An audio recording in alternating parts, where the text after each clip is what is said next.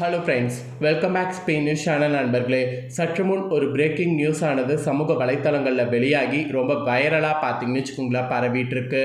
So என்ன நியூஸ்ன்னு கேட்குறீங்களா? அரசியலில் ஒரு சூடான நியூஸ் வெளியாகிருக்கு. அரசியலில் இப்போலாம் சமீப காலமாக ஒவ்வொரு நாளுமே சூடான நியூஸ் வெளியாகிட்டே இருக்குது.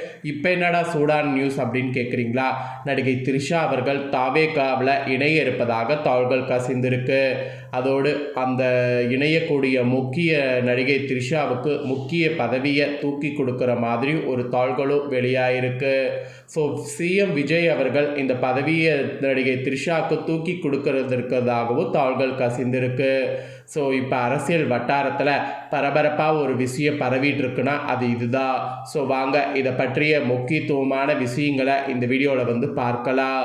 ஸோ அரசியல் வட்டாரத்தில் இப்போ பரபரப்பாக இது பரவுத, இது எந்த அளவுக்கு உண்மை அப்படிங்கிறத எல்லாமே இந்த வீடியோவில் சொல்கிறேன், வாங்க பார்க்கலாம். ஸோ திருச்சியில் கிழக்கு தொகுதி இடைத்தேர்தல் நடக்க இருக்கு. தமிழக வெற்றி கழக சார்பில் பிரபல நடிகை த்ரிஷா களமிறங்க வாய்ப்புள்ளதாக அரசியல் வட்டாரங்களில் பலத்த விவாதமானது தற்போது எழுந்திருக்கு. ஆல்ரெடி பார்த்தீங்கன்னு வச்சுக்கோங்களேன், இந்த தொகுதியில் முக்கிய நடிகராக இருந்த லாரன்ஸ் போட்டியிடுவார் அப்படிங்கிற மாதிரி தகவல்கள் கசிந்தது. ஆனால் கடைசியில் அவர் போட்டியிடலை அப்படிங்கிற தகவல்கள் அவரே வெளியிட்டிருந்தார். இந்த ஒரு சூழ்நிலையில தான் இப்போ நடிகை த்ரிஷா அவர்கள் களமிறங்க வாய்ப்புள்ளதாக தகவல்கள் கசிந்திருக்கு. ஆக்சுவலி தாவேகா தலைவர் விஜய் தன் போட்டியிட்டு வெற்றி பெற்ற திருச்சி கிழக்கு மற்றும் பெரம்பூர் ஆகிய 2 தொகுதிகளில் திருச்சி கிழக்கு தொகுதி சட்டமன்ற உறுப்பினர் பதவியை துறந்துள்ளார். இதனால் அங்கு இடைத்தேர்தல் வரவுள்ள நிலையில் நடிகை த்ரிஷாவை அக்கட்சியின் கொள்கை பரப்பு செயலாளராக நியமித்து அவரை இத்தொகுதியில் போட்டியிட வைக்க கட்சி தலைமை திட்டமிட்டு வருவதாக தகவல்கள் பார்த்தீங்கன்னு வச்சுக்கோங்களேன் கூறப்படுது. இந்த விவகாரம் தான் இப்போ குறித்து தமிழக வெற்றி கழகத்தின் அதிகாரப்பூர்வ தரப்பிலிருந்து இதுவரை எந்த ஒரு விளக்கமும் அளிக்கப்படவில்லை. முன்னதாக இதே தொகுதியில தான் தாவேகா சார்பில் நடிகர் ராகவா லாரன்ஸ் போட்டியிடக்கூடும் என்ற தகவல்கள் பரவிய போது நீண்ட காலமாக கட்சிக்காக உழைத்த தொண்டர்களுக்கு முன்னுரிமை அளிக்கப்பட வேண்டும் என்ற அரசியல் தர்மத்தின் அடிப்படையில் அங்கு போட்டியிடப் போவதில்லை என்று அவர் திட்டவட்டமாக மறுத்து வீடியோ வெளியிட்டிருந்தார். அதன் பிறகு இப்போ த்ரிஷா அவர்கள் போட்டியிட இருப்பதாக தகவல்கள் கசிந்திருக்கு. ஸோ த்ரிஷா அவர்கள் போட்டியிடுற மாதிரி இருந்ததுன்னா அது கண்டிப்பாக பார்த்தீங்கன்னு வச்சுக்கோங்களேன் எந்த அளவுக்கு பெரிய ஒரு அரசியலில் மாற்றத்தை ஏற்படுத்துங்கிறது கண்டிப்பாக நம்ம சொன்னால் புரியாது. ஆல்ரெடி நிறைய விஷயங்கள் இந்த மாதிரி தான் டாக் போயிட்டு இருந்தது. இப்போ களமிறங்க இருப்பதாக தகவல்கள் கசிந்திருக்கு. இந்த தகவல்கள் கசிந்ததை பற்றி உங்களுடைய கருத்து என்ன அப்படிங்கிறத கண்டிப்பாக கமெண்ட் பண்ணுங்கள். த்ரிஷா அவர்கள் போட்டியிட்டாங்கன்னா கண்டிப்பாக வெற்றி பெறுவாங்களா, இல்லை த்ரிஷா அவர்கள் போட்டியிடுவது கரெக்டா அப்படிங்கிறத எல்லாமே கமெண்ட் பண்ணுங்கள். இப்போ இந்த விஷயந்தான் காட்டு தீ போல சமூக வலைத்தளங்களில் வைரலாக பரவிட்டு இருக்கு. ஆக்சுவலி இதை தொடர்ந்து இப்போ இன்னொரு முக்கியமான விஷயமும் பரவிட்டுருக்கு. 50 கோடி வரை பேசியிருக்கிறாங்க அப்படிங்கிற மாதிரி ஸ்ரீ வைகுண்டம் பார்த்தீங்கன்னு வச்சுக்கோங்களேன் இப்போ தாவேகா எம்எல்ஏவாக சில விஷயங்களை ஷேர் பண்ணியிருக்கிறாங்க. ஸோ அதெல்லாம் இப்போ இந்த வீடியோவில் உங்களுக்கு ஷேர் பண்ண போகிறேன், வாங்க அதெல்லாம் இந்த வீடியோவில் பார்க்கலாம். திமுகவில் சேர சொல்லி 4 பேர் என்னிடம் பேரம் பேசினார் என்று ஸ்ரீ வைகுண்டம் தொகுதி தாவேகா எம்எல்ஏ சரவணன் குற்றச்சாட்டு வைத்துள்ளார். இதற்கான ஆதாரம் தன்னிடம் இருப்பதாகவும், ஒன்று இங்கு வந்துவிடு, இல்லை என்றால் உனக்கு பார்த்தீங்கன்னு வச்சுக்கோங்களேன் அழிச்சு விடுவோம் என்று மிரட்டுகிறார்கள் என அவரே இப்போ தெரிவித்திருக்கிறார். இப்போ அவர் தெரிவித்த இந்த விவகாரம் தான் சமூக வலைத்தளங்களை பகிர கிளப்பி இருக்கு. ஆக்சுவலி தமிழக சட்டமன்ற தேர்தலில் 108 இடங்களை வென்ற தாவேகா கூட்டணி கட்சிகளுடைய ஆதரவோடு ஆட்சி அமைத்தது. பெரும்பான்மையை பெறுவதற்காக தாவேகா அதிமுக எம்எல்ஏக்களை குதிரை பேரம் செய்து ராஜினாமா செய்ய வைத்து தங்க பக்கம் இழுத்து வருவதாக அதிமுக மற்றும் திமுக உள்ளிட்ட எதிர்க்கட்சிகள் குற்றம் சாட்டி வருவது இப்போ வரைக்கும் பார்த்துட்டு இருக்கிறோம். இதற்கு மத்தியில் தான் தாவேகா எம்எல்ஏக்களை விலைக்கு வாங்கி விஜய் ஆட்சியை கவிழ்க்க பேரம் நடப்பதாக பரபரப்பு புகார் கிளம்பி இருக்கு. கிருஷ்ணகிரி மாவட்டம் ஊத்தங்கரை தொகுதி தாவேகா எம்எல்ஏ இளையராஜாவிடம் ரூ 35 கோடி பேரம் பேசியதாக சென்னை திருவல்லிக்கேணி போலீஸ் நிலையத்தில் புகார் அளிக்கப்பட்டிருக்கு.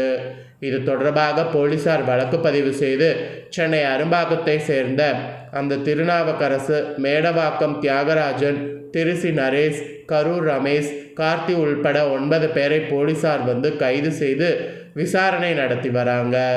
அதோடு திமுக முன்னாள் அமைச்சர் செந்தில் பாலாஜி மற்றும் அவரது தம்பி அசோக்குமார் ஆகியோரது தூண்டுதலுடைய பேரிலேயே பேரம் பேசியதாக கைதானவர்கள் வாக்குமூலம் அளித்துள்ளதாக தாள்கள் கூறப்படுகிறது. இது தொடர்பாக செந்தில் பாலாஜி மற்றும் அசோக்குமாருக்கு போலீசார் சம்மன் அனுப்பியுள்ளனர். இருவரும் ஆஜராகாத நிலையில் லுக் அவுட் நோட்டீஸும் பிறப்பிக்கப்பட்டிருக்கு. தமிழக அரசியல் வட்டாரத்தில் இது பரபரப்பாக விவகாரம் பார்த்தீங்கன்னு ஏற்படுத்திருக்கு. மேலும் இன்னொரு தாவேகா எம்எல்ஏவிடம் பேரம் பேசப்பட்டதாக குற்றச்சாட்டு இப்போ முன்வைக்கப்பட்டிருக்கு. ஸ்ரீவைகுண்ட தொகுதி தாவேகா எம்எல்ஏ சரவணன் பார்த்தீங்கன்னு இந்த புகாரை அளித்திருக்கிறாரு. ஸோ அவர் செய்தியாளர்களுக்கு பேட்டி அளித்த போது இந்த விஷயத்தை ஷேர் பண்ணியிருக்காரு. அப்போது அவர் அனிதா ராதாகிருஷ்ணர் ஆதரவாளர்கள் மற்றும் நெல்லை சேர்ந்த தியேட்டர் அதிபர் ஒருவர் தன்னிடம் பேரம் பேசியதாக கூறியிருக்கிறார்.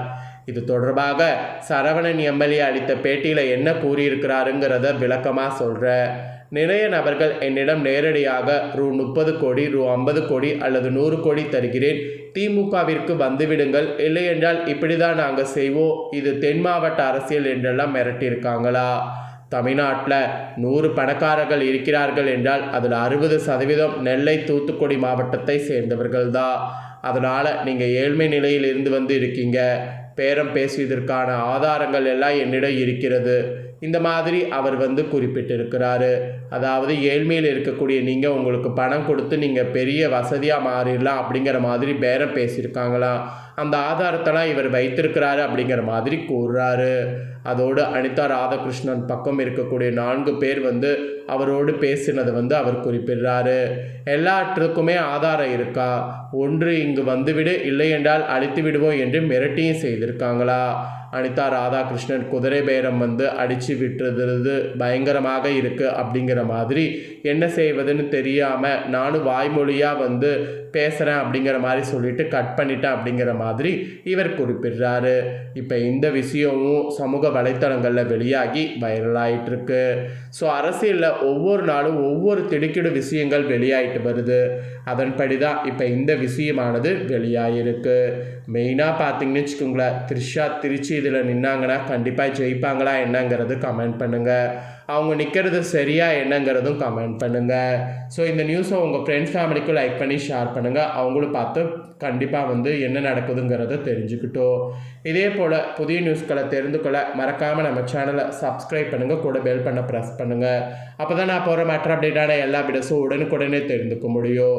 ஸோ மறக்காமல் பண்ணுங்கள். சுவாரஸ்யமாக வேறொரு வீடியோவில் உங்களை சந்திக்கிறேன். நன்றி, வணக்கம்.